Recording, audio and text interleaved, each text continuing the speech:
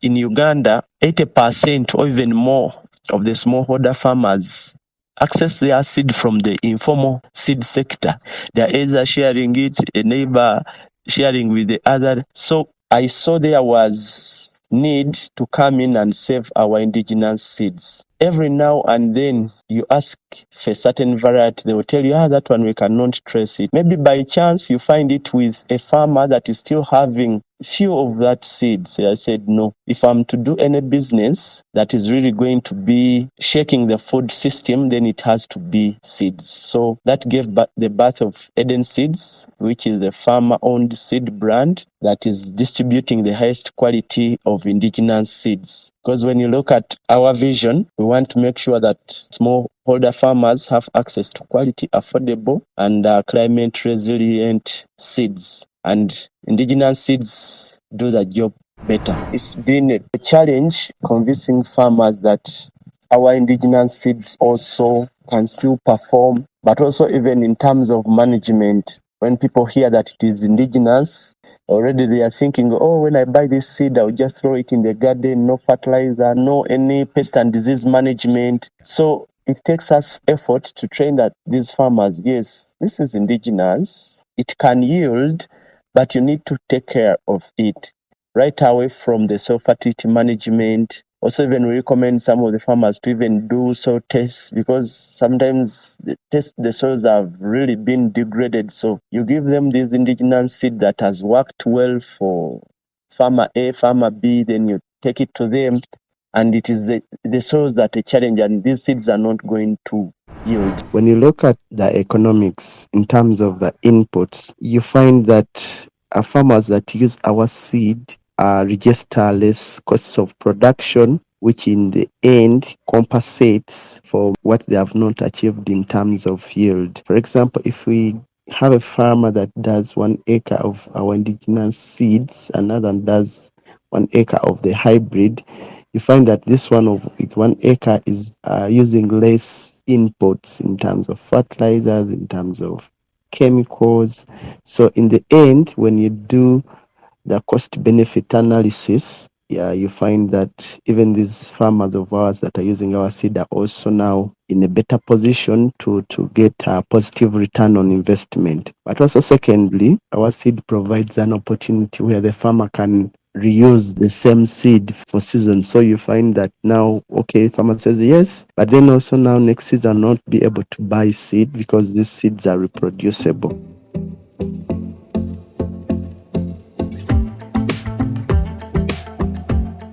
Hey, what's up, everybody? Welcome to the Organic Guy podcast. This is your home of organic conversations. I'm your host, the Organic Guy, and right around here we have conversations on how we can make our food systems get to work for us rather than against us. And today I'm super excited because we are going all the way to Uganda. And we'll get to have a conversation around a topic that I think gets ignored a lot, but it's a very important part of our food system. And that is on the issue of our seeds. And to help me have this conversation is Emmanuel Luwemba, who is the co-founder of Eden Seeds, which is a decentralized farmer-owned indigenous seed company that is transforming how communities can actually save, share, and also protect their seeds. Emmanuel is also an expert in regenerative agriculture, so I'll be interesting to get to hear some of his thoughts on the state of regenerative agriculture in Uganda and just in the African continent in general. Just as a reminder, this conversation is part of our special collaborative series that we are calling African Regenerative Frontrunners, which is being brought to you in partnership with Investing in Regenerative Agriculture and Food podcast that is hosted by Kun. And this conversation is also supported by Rootical, which is a regenerative venture studio that is based in Uganda. Interestingly, Eden Seeds is also part of the Rootical ecosystem. So it will be very interesting to get to hear some of the experiences that Emmanuel and the Eden Seeds team have gotten to get through Rootical. So super excited about this series. Emmanuel, welcome to the podcast. Thank you so much, the organic guy. Yeah, it's a pleasure and looking forward to this fruitful engagement. Yeah, thank you very much for making time for the podcast. I really appreciate it. As I mentioned, you are doing an amazing work, especially in terms of making indigenous seeds available to farmers and saving them. I want us to get in that conversation, but before that, just give us a little bit of a context of where you grew up, which part of Uganda you are in, and just generally growing up in Uganda. How was it for you? So, Emma grew up from a rural community where you see that it's always land and food, which is very central to our lives. Basically, I grew up on the farm that was with my auntie in about 60 kilometers, that is from Kampala in Wakiso district. So how was life growing up? I mean, was it more of an agricultural area? Like growing up, can you just give us a description of how was it? Like growing up with my auntie in a rural community, meaning that farming is not just, or it wasn't just a livelihood for us, but it was part of our day-to-day things. So I would see, or I would join also my auntie, I think at the age of 7 or 8, to go to the garden, either early in the morning before school or in the evening after school, because we needed to eat. Yeah, so we grew up doing the farming as well as the schooling. I guess it's also a very similar experience here in Kenya as well, because most of us, especially our age, we grew up in rural parts where we went to day schools. We could walk to school and help a lot at home in terms of helping them in the farm, either during planting or is like weeding or harvesting. So is it fair to say that you had a huge interest in farming, or is this something you went into later? Yeah, of course, the interest was there since childhood, where you escort your auntie. You learn those basics, but also you see the struggles that we used to go through with her in terms of the poor yields, the soils not really being productive enough, the labor that is attached to agriculture. Of course, I would say it was a sweet and bitter feeling, because especially when you are young, it comes as part of, maybe you don't want to do that, but you have to do it because your guardian is, maybe that is their source of livelihood for your food and maybe for your school fees. But I would say when I joined university, of course, I wanted to become a medic, a medical doctor, but that didn't come out. And I was given agriculture on government sponsorship. So I studied agriculture. I was like, yes, now this is the career that is available for me. Also, given the rich background with farming. But now I'll tell you that at university, it was more of the conventional agriculture. You go there to learn how the monoculturing can work, how the use of chemicals, how the hybrid seed are out there doing wonders. So that's the kind of training, I would say, that I went through. That's really interesting, because I think it's a good way for us to have a conversation on the origins of Eden Seed. So you've gone through university. Obviously, it's similar here in Kenya. Education is really geared towards the conventional model in terms of this is the gospel, you have to use this fertilizer. So you go out of university. How do you then start Eden Seeds? Now, when I left university with a second class upper, a good one, and also a diploma in animal science, that was Israel, I now enter the job market. So I went to an organization called AFAD, and they told me, yes, Emma, you here, you want a job. You're telling us you did agriculture, that is a bachelor's degree. So what is unique about you? Because everyone can treat the animals, everyone can look care of their plants or their crops. What do you have on table? Something that you've not heard about. And then I tell them I can rear worms. I can rear earthworms and generate a high nutrient-rich organic fertilizer that can first of all, save the farmer so much money buying chemical fertilizers, but also it helps the farmer use whatever is available for them, because when you're rearing worms, you use the organic waste, maybe kitchen waste. The earthworms break it down for you and you get a high-end organic fertilizer. So they give me a job. Fortunate enough, they were practicing the organic agriculture. So I spent almost a year also learning from my seniors, that was Ustaz Sajabi, the ED of the organization, then also learning from the farmers. So it was more of like trying to delete everything that I had and now meeting the realities of the farmers. Yeah, because when you go to rural communities, farmers would use the indigenous seeds, the farmers would use the organic fertilizer. Very different from what you studied. So I took a lot of time, like 1-2 years, studying from the farmers. Of course, the background of agriculture would help me now to interpret why do they use ash and why do they claim that it works. Now you go back and do your literature review. Oh, it's okay, in ash there's this calcium, there are these salts. Maybe that's what is making the wood ash to work. Why are they using tobacco in their gardens to control pests? Now the nicotine now. So you do, of course, the connection would easily come because of the university background in agriculture. So this organization, like most of the NGOs, they are doing these things as projects. But the challenges that farmers used to go through would never end. So the project closes for earthworms, another one for seed also comes. Our farmers are preserving seed, it ends, they jump onto another project.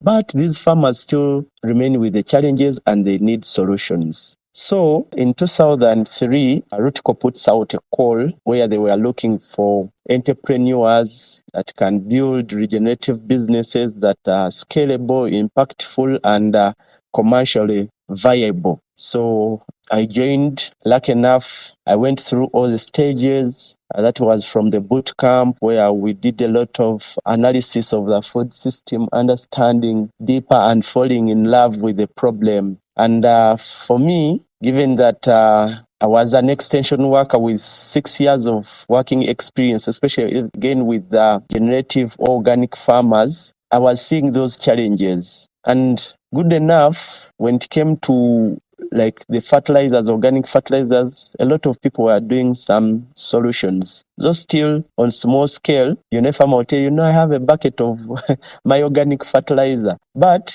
I saw there was need to come in and save our indigenous seeds. Every now and then you ask for a certain variety, they will tell you, that one we cannot trace it. You ask this other farmer, they also tell you we can't. Maybe by chance you find it with a farmer that is still having few of that seed. So I said, no, if I'm to do any business that is really going to be shaking the food system, then it has to be seeds. So that gave the birth of Eden Seeds, which is a farmer-owned seed brand that is distributing the highest quality of indigenous seeds. Because when you look at our vision, we want to make sure that smallholder farmers have access to quality, affordable, and climate resilient seeds. And indigenous seeds do the job better. That's really interesting and nice for you to have the bold to be able to pursue the vision. So when you say it's farmer owned, what do you mean? Very interesting. Here means that the power of making decisions is with the farmers. Farmers are not only beneficiaries, but they are also part of the key decision making. This seed is collected from farmers. Again, we use the farmers to grow this seed. Then the farmers are able to clean it. When it comes to us, we just grade it further and then be able to package it and distribute it through agro-input shops to make sure that it reaches the last mile smallholder farmer. So farmers are part of Eden Seeds, right away from the production to processing to even determining the quality and what kind of seeds should we commercialize and what should we preserve. Yeah, that's what we mean by saying that it is farmer owned. Okay. So can you give us like an example? So let's say farmers have maize, for example, that they want to grow. Yeah. So how do you go through that process? Okay, when we joined, we didn't really start from zero. So we work with farmers that are affiliated to community seed banks. There's a lot of donor funding that comes in to support communities to do their own community seed banks. They can save and share the seed. So now we just do a little training of these farmers. We identify, for example, an indigenous maize, the multicolored one, because of its attributes. It's tasty, it can withstand the drought, it can withstand some of the pests and diseases. Then we work with farmers to multiply it. Of course, we come in to show them, do this, do the lines, grow the maize, do some distance from the other garden because we don't want you to cross-pollinate. So that's the kind of intervention or kind of empowerment or capacity building that we offer to these farmers, because seed is grown very different from grain. So we make sure that we follow the guidelines of producing seed, because we want to keep it still true to type. So in like, how do farmers get to make a decision? So like, do they, so for example, you have a specific kind of variety of maize you want to put to the market. Are farmers involved in deciding that? Like, do they vote, or like what happens? When you find a variety, of course, they will tell you its attributes. This maize is very nutritious. This maize can withstand, like what I told you, can withstand some of the pests and diseases. It can withstand the drought, or it's early maturing, or it is easy to store, that the store pests can't easily attack it. So you find that the farmers are really part of this. Even when it comes to marketing it, you're already having a traction of farmers that can speak into the variety and also participate into creating demand for it. So is there a patent to the seeds, or is just open pollinated varieties? So your work is to reproduce them and sell? It is open pollinated varieties that we work with, indigenous, traditional, but then also we have also the farmer managed seed. Farmers have been with this seed for a long time, but because of its good attributes, farmers are really willing to push it, given that it has also now well adapted to local conditions, the climate, and they can easily withstand various climate changes. So I would say where farmers stand in to benefit, first of all, they sell to us, I would say, at already profit, because we know what the farmers input in terms of seed, in terms of inputs, let it be the organic fertilizer, in terms of managing this seed, storing it, and even like we also even cater for those extra labor. For example, when the farmers are dehusking this maize, or when they are preparing it, it's not the usual beating of seed, no. Or they don't use machine, they use their hands so that the seed is not damaged. So we cater for all those expenses, and we are able to buy from farmers, well knowing that they are making some profit out of the sale of their seed. And then, so I'm wondering, in terms of like quality control, I mean, you mentioned about having like a buffer zone where you don't have cross-pollination to the seeds. So let's say you go into a farmer, into farmers, you tell them, hey, these are the seeds I want you to grow for us. How is that process in terms of them from growing the seeds and then you taking over to sort of preserve them and then taking them to the market? We have internal control systems that are in place to make sure that we stick to the standards of growing and multiplying seed. That one is very, very critical. Then we have extension teams at Eden Seeds that go and visit these farmers to make sure that they are still sticking to the guidelines. But then also, like I said, the trainings, we do refresher trainings for these farmers, emphasizing to them why we need to do certain things. So you find that the farmers are really following up these guidelines, and it helps us maintain the quality.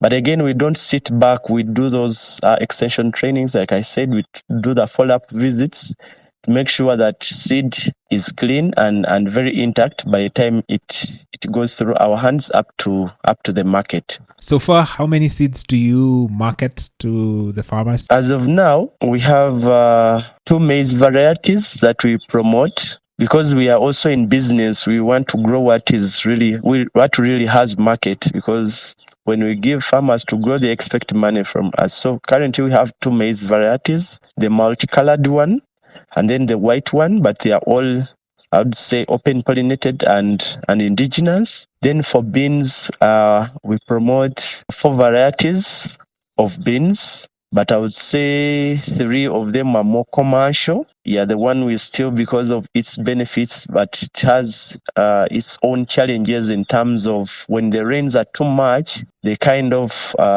rot in the garden, so you find the market for it is not really so high. But these other 3 varieties, the Nambale, then the Kanyebwa, that is, we have Nambale Mumpi, and then the Nambale Long, and then the Kanyebwa. Then for the other variety, it's the yellow bean. Yeah, it kind of has issues when it is too much rains. Then for vegetables, indigenous vegetables, we have 5 of them. So in total, you find that we are working with 11 varieties. But we also have a conservation program where we keep in touch with farmers that are growing some of those rare varieties. We don't want to lose them. We also have a seed bank where we keep this seed maybe for 1 season or 2, and then we're able to put it back into the gardens, because that's where they get the life. That's where they also learn that the climate is changing. So we keep most of the seed in the fields. So do you have like a centralized place where you can do this experiment, like where you have your own seed bank and sort of experiment on this kind of seeds? Yes, we do. We have 2 acres of land where we are doing this conservation in the gardens. That is for even other varieties, the banana, the coffee, the indigenous, Then all over 20 varieties of beans. Then maize, we have about 5 varieties. Like I said, some of them are not commercial because we're a business. We want to also put money where we expect return on investment. But very core to Eden Seeds, we're also doing the conservation as well as activating demand for some of these indigenous varieties, because you find so many farmers, they are not aware that we have certain varieties and they are good with some of their attributes. You find some beans that contain a lot of iron. They are indigenous, but they contain a lot of iron. So when you go to a community that you see that iron is maybe missing in their foods, then you can recommend such. But that means we are doing a lot of demand activation and also creating awareness for also people to believe that these indigenous seeds can still yield, they are nutritious, and once promoted, they can really do a better job. And then in terms of varieties, like, do you have like patents for these seeds? So for example, like the maize varieties or the bean varieties? Our varieties are picked within communities. We don't have any patents because they have been with farmers for generations. So we really don't have patent for these seeds. So basically you're trying to sort of formalize this system. Like if a farmer wants to use these particular seeds, then they can come to you.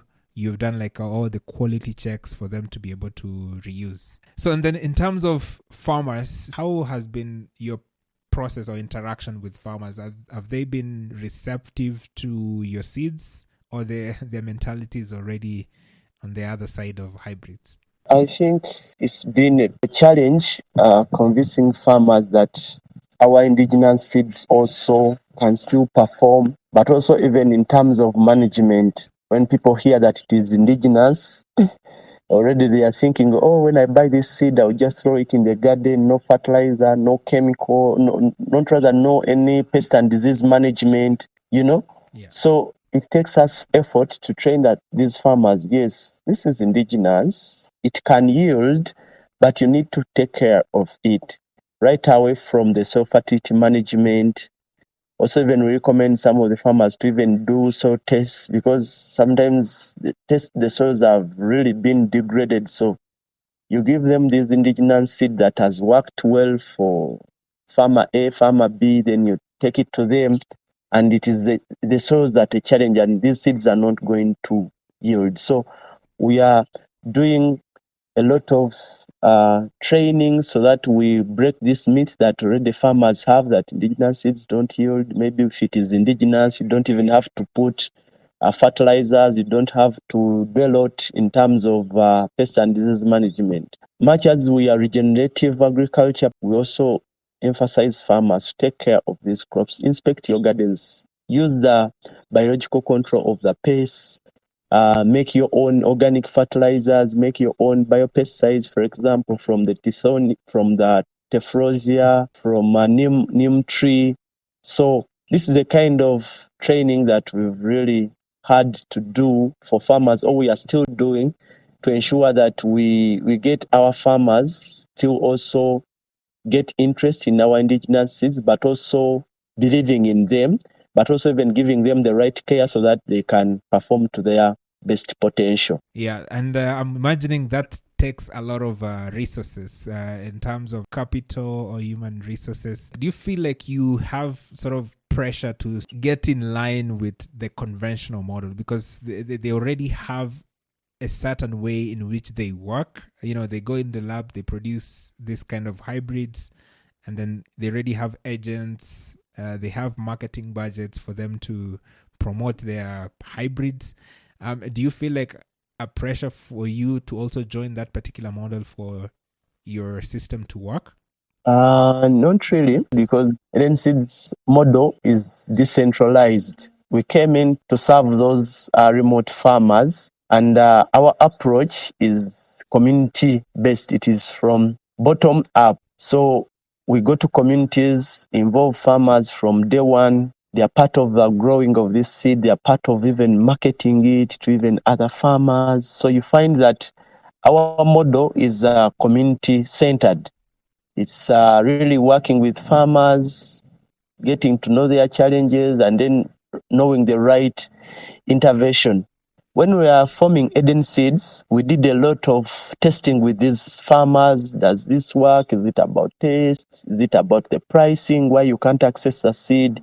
Is it about you having the seed that you can't maintain? You know, it was a lot of testing and pivoting until when we came to something that works, a model that is decentralized, meaning that we are looking at more of community sustainability. The community can do the growing of their seed, they can grade it, they can even now market it. So you find that, yes, the other people have their own market, but also we have a model that really speaks into the majority of the farmers. I'll tell you, in Uganda, 80% or even more of the smallholder farmers access their seed from the informal seed sector. They're either sharing it, a neighbor sharing with the other farmer, or a farmer just goes and buys even seed from even a retail shop because it has looked nice for them, you know. So people still get seed from that informal seed sector, majority of the farmers. So we are tapping into that, but as we also want to make it more organized. So our model really taps into an existing dilemma where most of the farmers get seed, but now we just want to transform it and make it better. Yeah, so it's been 2 years now that you've been involved in leading Eden Seeds and putting, you know, like a product into the market. What has been some of the major challenges that you faced so far in terms of running Eden Seeds? It has been about the perception that farmers have about indigenous seed. They think it is not yielding enough. They think their quality is down. So it took us a lot of effort and resources in terms of farmer trainings, but also even testing with them, maybe in terms of setting up demonstration sites for them to really see that, yes, this is indigenous and it can really work in terms of yields and also the quality. Yes, so that was one of the challenges, but I think we are going over that because now we have farmers that have worked with us and they have seen it work. So it is now more smoother than when we started. Yeah. So it's that question of believability, like is this seed going to produce at par, at least for what the hybrids do, than what you guys are selling? So what did, like, in terms of convincing farmers, what have you been doing from that perspective? When you look at the economics in terms of the inputs, that is the fertilizer, the chemicals, even the management itself, you find that farmers that use our seed register less costs of production, which in the end compensates for what they have not achieved in terms of yield.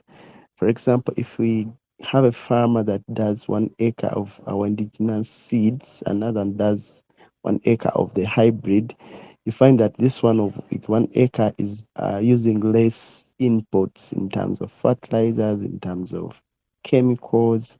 So in the end, when you do the cost benefit analysis, you find that even these farmers of ours that are using our seed are also now in a better position to get a positive return on investment. But also secondly, our seed provides an opportunity where the farmer can reuse the same seed for seasons. So you find that now, okay, farmer says yes, but then also now next season not be able to buy seed because these seeds are reproducible. Yeah. So you've been more of to lean in terms of like the cost side of things. So if you use a seeds, your expenses in terms of what you're going to use for commercial fertilizers or pesticides going to be low because now your seeds are more of adaptable to local conditions. Exactly, yeah. I was going to say that even that adaptability, they are tolerant to the drought, tolerant to the pests and diseases. Yeah. So you mentioned like about 80% of the farmers use like local seeds. Do you like have a target in terms of, do you want to eat that market, trying to say like, let's say 10% of the people who are planting, you want them to buy from you? Yeah, that is it, because we are decentralizing. We started in one district, but now next season we are scaling. We hope to get even to beyond 10% of the market share, because I wouldn't say that 80% get their local seeds, but they get their seed from the informal seed sector, either through sharing it with a neighbor or using seed that they use the other season. It's a lot of that. So we come in like a transition. We want also to have our indigenous seeds formalized, also having them go through the quality control system so that at the end of the day they are indigenous but still quality, given that they also now are subjected to standards. Yeah, so that's what we aim at. Let the farmers have these indigenous seeds, but they should be of high quality and they should also be able to yield and the adaptability. So what about from like the policy perspective? Is the government supportive of what people like you are doing in terms of promoting local and indigenous seeds? I would say it is both a yes and no. But of course, the policy is there, like the National Seed Policy of 2018, and it acknowledges indigenous seeds. They can also be under the quality declared seed. Yeah, indigenous, but it can be also under the QDS. Through that, you can register as a local seed business and be able to multiply, share, and also distribute this seed within a given community. That's what Eden Seeds does, because our operation is under local seed business. But I would say in terms of research and dissemination, I think maybe the government still has some work to do, popularize this and make more farmers aware of this. Not so many farmers are aware that even they can multiply and even run local seed business. Just imagine if in Uganda we have several of those.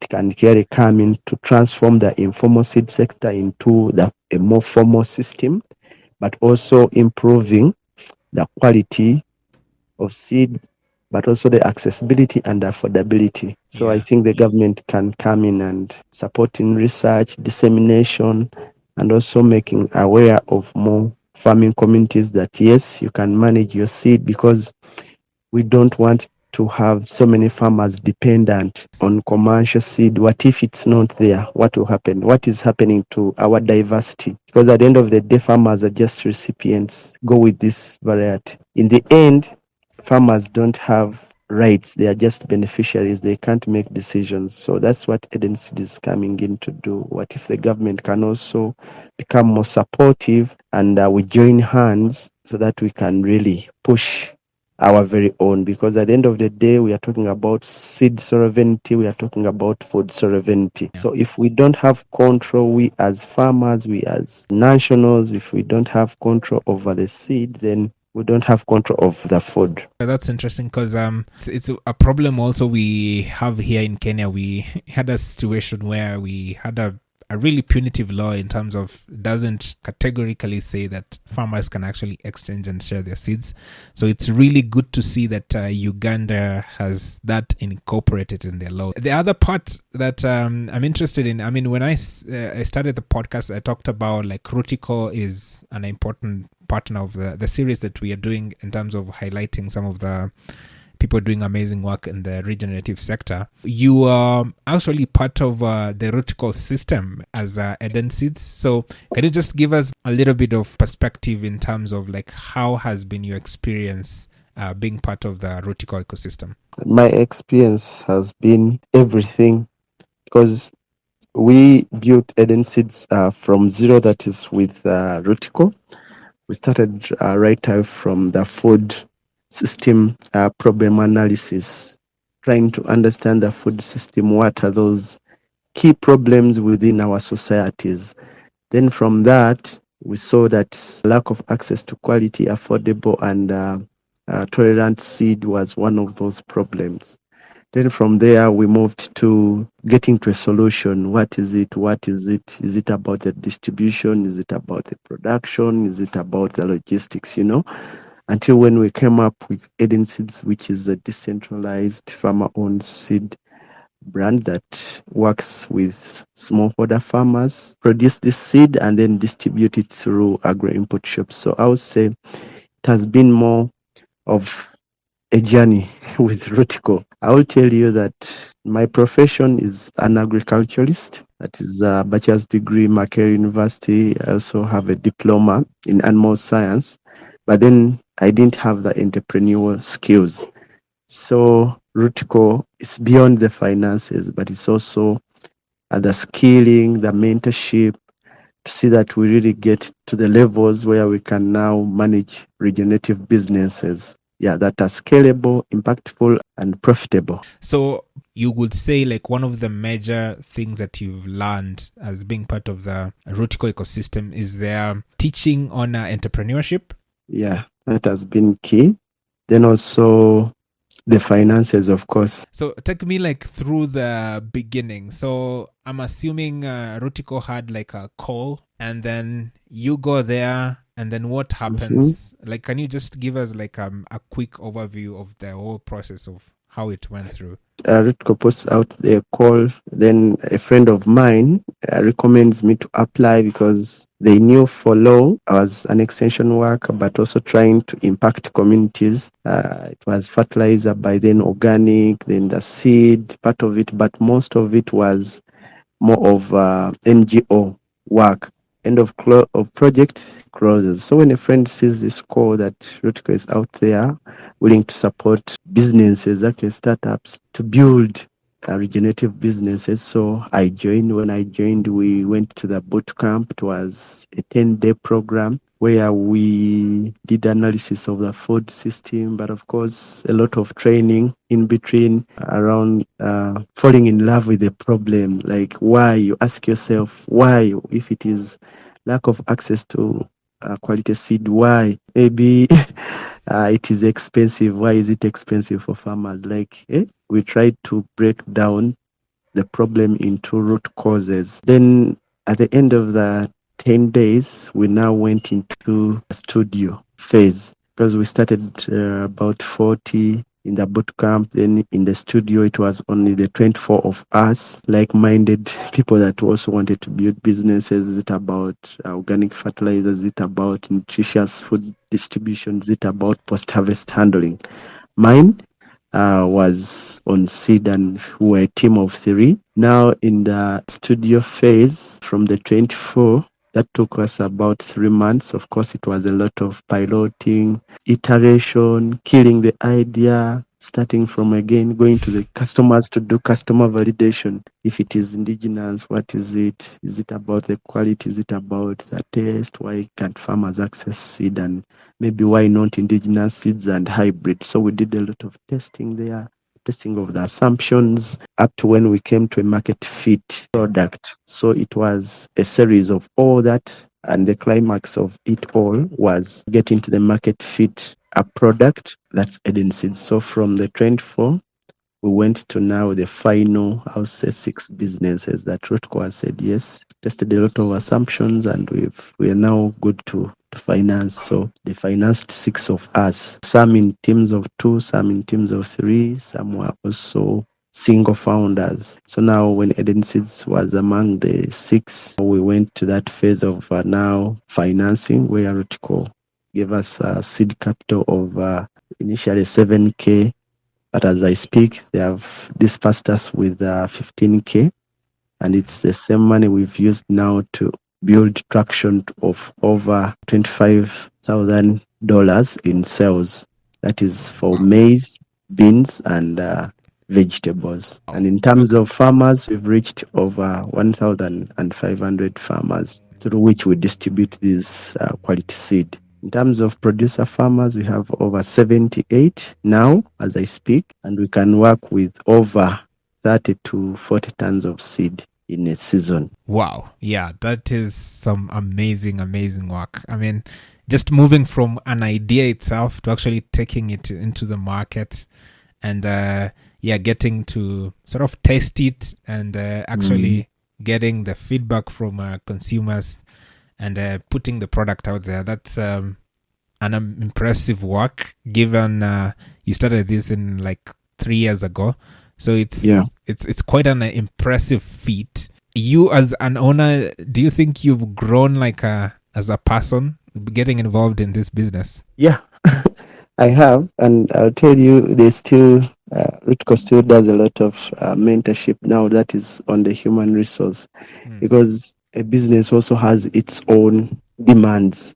You're now not managing yourself, but you're managing the product, the company brand, but also managing the people that you work with. Also, your teammates should be able to speak. They should be able to envision, because as Eden Seeds, we envision a Uganda where all smallholder farmers have access to quality, affordable, and performance seeds, but also acknowledging them having a wide range of crops. If it is maize, the beans, the vegetables, that is our vision. And you also want also other people to join you and be able to push this movement, because you can't do it 2 or 3 people. You need a team around you. So you now have to be more of a leader. You're an entrepreneur, but again, you have to be a leader. You need the money, but also you need to achieve your vision. I'll tell you, I'm growing, and I'm still growing, and they are still doing a lot of capacity building in different aspects of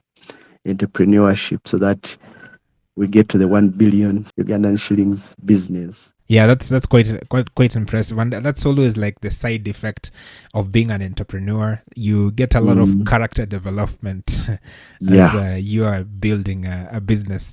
One of the like interesting concepts that I think Rootical is like at the core with is this idea of steward ownership. From an outsider, like somebody like me who has not, a good understanding of an idea of what that is, can you explain to us, for an outsider, what does that mean? With steward ownership, which is also the model that Eden Seeds uses, is that we are more first into empowerment of the community. That's core. Profits are there, but they are secondary. Then also you find that in terms of leadership and who has the decision-making powers, even the farmers themselves, they have the power to dictate things within Eden Seeds, which you will not find in so many companies, that farmers are just beneficiaries. But then also you find that the employees have both voting rights, and some of them, when time comes, they will also have financial rights within Eden Seeds. So steward ownership is about purpose lock-in. That is very key, because there's no time that Eden Seeds is going to switch and say, oh, hey guys, there's a lot of money in hybrids. No, we are sticking to indigenous. So there's a lot of purpose lock in. So we have levels of decision making. We, the managing and maybe co-founder, when you make decisions, we have a golden shareholder like Rootical that can veto some of those decisions we make and say, no, guys, this is against the mission. This is against the objective why we started this. And also, secondly, you find that it's about how do we pass on ownership of the company. Time will come when my capping is done, another person can come on and steer Eden Seeds to even better success. It's not that I can wake up one day and say, no, my wife, my kids come and inherit Eden Seeds, which is something very common we see with VCs. Yeah. You see, a lot of companies, they are about profit maximization. But here you find that Eden Seeds or in the steward ownership model, we are more of community empowerment. We are giving more to the community. We are coming in to solve problems of the communities. But also we need to be sustainable. So we strike a balance between that. And secondly, we lock in the purpose, no drifting of the mission. That's a very important part of starting a business, and it also helps you not to mission drift, like get away from the reason why you started the business in the first place. And it's something we see a lot from like companies that start a business and then they raise some money. You see them sort of getting away from the initial problems they were trying to solve. So it's an interesting ownership. I started by saying, you are also a regenerative expert, so you can sort of help paint a picture for us, like from a regenerative agriculture perspective.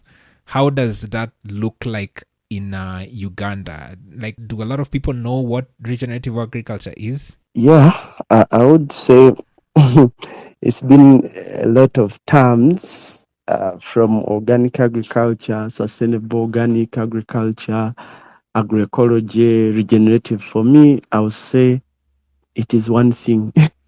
Giving more back to the environment, giving back more to the soils than the much we are taking away from them. I would say that this kind of farming is gaining a lot of awareness, is gaining a lot of popularity, given now that people are more aware that some of these food they eat that are contaminated with the chemical pesticides are leading them to some issues like diseases, cancers, complications here and there. So now people are now self-aware that we need safe food. And that means, how are we growing this food? So people are caring a lot of how they are growing this food that they are eating. So shifting now to organic regenerative agriculture in terms of how do they farm. They are using organic fertilizers, organic pesticides, but even the seed themselves, they are now switching to the indigenous because they are also demanding for food sovereignty. Say, we can't have food system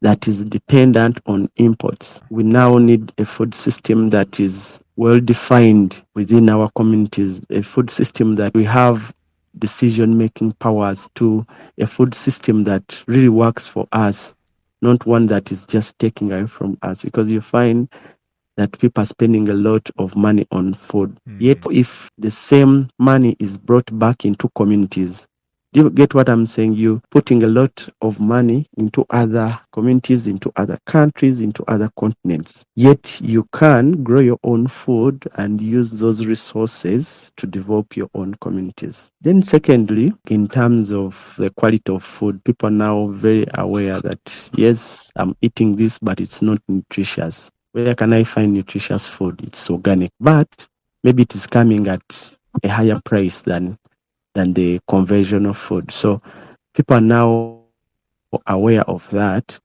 And I would say in terms of the government, we have already a policy, that is the National Organic Policy of 2019, which we are now pushing to have it as a bill, so that we have a legal framework that really guides us and really supports us in what we are doing. So I would say that regenerative agriculture in Uganda is growing day by day because people are now very aware, but also even the government now knows the benefits of doing things the regenerative way. And we have quite a number of strategies there. Also, we have the agroecological strategy that is out. We are trying to also emphasize a farming system that gives more back to the environment. Yeah, I must say, as we look like from the outside here from Kenya, Uganda, you are doing very much well than what we do here in Kenya from like a policy perspective in terms of like government supporting the effort you're doing. So you mentioned about the agroecology policy as well. That's something we'd like to have in Kenya, but we are, I think, quite a distance behind. So that's always impressive to see. When you look forward, let's say 10 years from now, where do you see the future of Eden Seeds? Yeah, I would say our efforts are all gearing towards transitioning people into regenerative agriculture. Maybe our part specifically is onto the indigenous seed, but in 10 years, of course, we want to be the leading distributor of indigenous seeds that are high quality. We wish to have over 30 varieties of commercial seed that is with indigenous, but also now commercially being brought back to life, meaning that we're doing a lot of conservation, also popularization of some of these indigenous seeds that really have very, very interesting attributes. For example, the nutritious. You find some of the beans are rich in iron, others are rich in boron, others you find the maize, the multicolored one, rich in a lot of vitamins which are not even in these hybrids. You find the vegetables, people like them of that because of the taste. But also we are doing a lot of heritage because some of these seed varieties are so dear to certain cultures, to certain communities. So we see ourselves doing a lot of bringing back to life some of the lost varieties, but also being one of the leading distributors of indigenous seeds, maybe not only in Uganda, but also now crossing borders to our neighbors, Kenya, and maybe also replicating this to over maybe 5 or 6 districts in Uganda. Yeah, because currently we are operating in about 2 districts, but maybe in 10 years, we want to be in about 10, 12 districts, and maybe even crossing our borders. Yeah, and that's very much achievable. And you're very much welcome into Kenya as well, because we very much need it as well, because I don't think there's such an initiative yet. We do have some seed banks, but not the ones dedicated to like giving farmers access to indigenous seeds on a larger scale. So I think that's something that is very much needed. From like a youthful point of view, because this is something I always like to ask on the podcast, because I don't know in Uganda, but in Kenya we also have a lot of people, especially young people, who would like to get involved into agriculture in general and like in a regenerative space. You've been in this space for a while. What advice could you give to such a people who would like to get involved in agriculture and sustainable farming systems? Yeah, I think my advice is quite simple. Let them, first of all, be proud of starting small. Those small steps you do every day constantly with a lot of dedication can grow into something that is very big and impactful to our communities. And for the young people, my advice always is, who is going to grow the food that you eat maybe 30 years from now? So you need to learn the farming, you need to start businesses in farming, because if there's no food, there's no future. Yeah, and I think that part is usually very underrated of starting small and starting where you are, because nowadays a lot of this generation is not very much patient in terms of when they start something, they want it to happen pretty much quickly, but good things always take time. So I think that's something a lot of young people should put in mind as well. So towards the end of the conversation, I usually have this thing I call the rapid fire questions, What I've done is I've prepared 10 questions for you, and I'll be just throwing these questions to you. The goal is to get the listeners to get to know you a little bit better, just in case it didn't happen through the podcast. Are you ready to answer these questions? Yes, I am. Okay, so the first question is, if you could plant one seed in the hearts of Africans, what will that seed be? That we already have what it takes to feed ourselves and heal our land. Second question is, what is the one thing people often misunderstand about indigenous seeds? People tend to say that they are backward. In reality, they are the future of regenerative agriculture and the future of our food system. The third question, who has inspired you most in your regenerative journey? I think for me it is Saja B. Eustas. He's my first employer and he's still really very supportive. Yeah, I always run to him. You know, when we are at universities, it is conventional, but when I joined their organization, they taught me and they made me fall in love with regenerative agriculture. So the fourth question, what is one indigenous seed every African farmer should be growing? It should be the cowpeas, because when you look at it, it enriches the soil. It can withstand the drought. We all know that we are in an era of climate change, and it has the capacity to feed both families and livestock. The fifth question is, what is one thing you wish more young Africans understood about regenerative agriculture? It is actually innovation that is rooted in wisdom and indigenous knowledge. Sixth question, what is one thing about seed that still fascinates you today? For me, every time I'm like, this small thing carrying an entire ecosystem with it, from something small to roots, to stems, to leaves, and to the fruits. Okay. You just find that the entire ecosystem is all locked into that small thing. Seventh question, if you weren't in farming, what will you be doing right now? Maybe I'd be telling a lot of stories that can change the world. Maybe just like seeds do. What is your go-to Ugandan meal after you've had a long day? It is the posho and beans, because you find it is simple, filling, and a reminder where I come from. My auntie's place, it was more of the stable beans and posho. But even in school, it is beans and posho, university beans and posho. So up to date, I still do the beans and posho. So the ninth question is, what is one farming mistake that taught you the biggest lesson?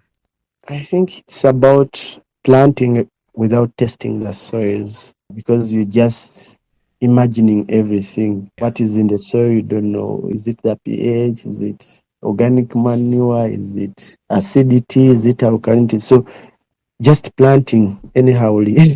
I think it was a mistake until I think 4 years back now. Before planting, at least I first ran a quick test of the soils to really know what the soil lacks and maybe what are the best conditions for the plant. The last question is, if you could advise your 18-year-old self, what would you advise him?